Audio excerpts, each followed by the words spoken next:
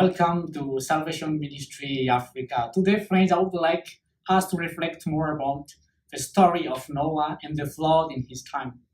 According to the Bible, we do know about the total destruction, the chaos that the planet Earth had experienced, and that, according to the promise of God, won't happen again. In the book of Genesis, friends, book of Genesis, chapter 6, in the book of Genesis, chapter 6, from the verse 9, starting from verse 9 to Genesis chapter 9, ending off with verse 18. They talked about the story that happened on the planet Earth before and during the flood. There was no hope for the humankind. In 40 days and 40 nights, friends, there was raining non-stop. Try to picture in your mind as we reflect upon this, the chaotic situation that existed in that time. But however, only yet people have been saved among the living on earth. And also those animals, pairs of animals, according to its kind, as commanded by God to Noah, to preserve in order to keep them alive. But why? Only yet people among the other billions were saved. Why? What do you think about that? Were they fool? No. Were they unbelievers? Because they've been distracted, they've been swept away from the planet Earth. No. Didn't they go to church every week? No.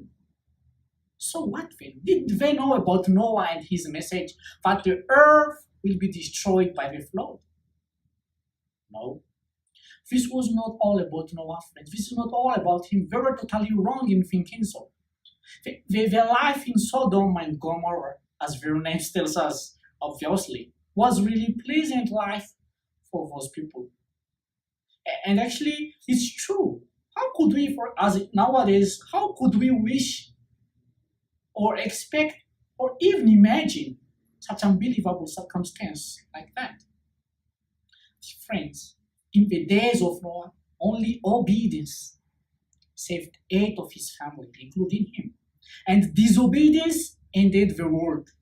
Mockery, ignorance, stubbornness, listening to the message of God didn't help them, didn't rescue them from perishing, from dying forever.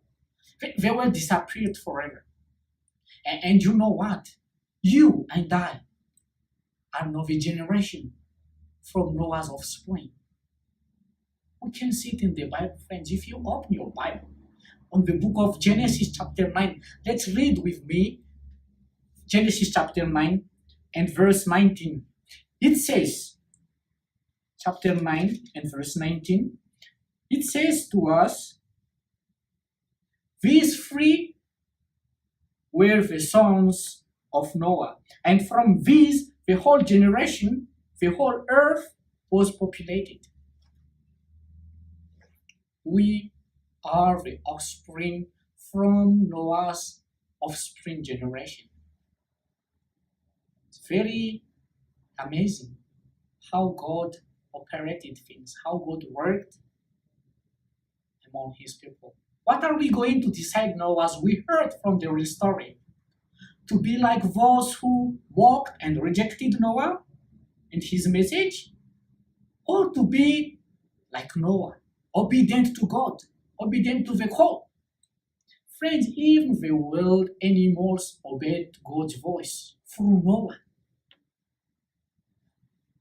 God commanded Noah to speak, to talk to the animals, and they obeyed, not to Noah, but to the voice of God through Noah. What about us today? Still, the Lord appeals on us today. In the book of, let us read it together, in the book of 2 Chronicles, chapter 7 and verse 14. 2 Chronicles chapter 7 and verse 14. It says, if my people who are called by my name will humble themselves and pray and seek me, my face, and turn from their wicked ways, then I will hear from heaven and I will forgive their sin and heal their land. I will hear from heaven, says the Lord, and I will also forgive their sins. And not only that, what else was it said, friend? The Lord said, I will also heal your land, friend. So it's not only about you alone or about me alone. Still, the Lord extended His mercy upon the land. Friends, amazing God, compassionate with His unconditional love, God of mercy, God of forgiveness.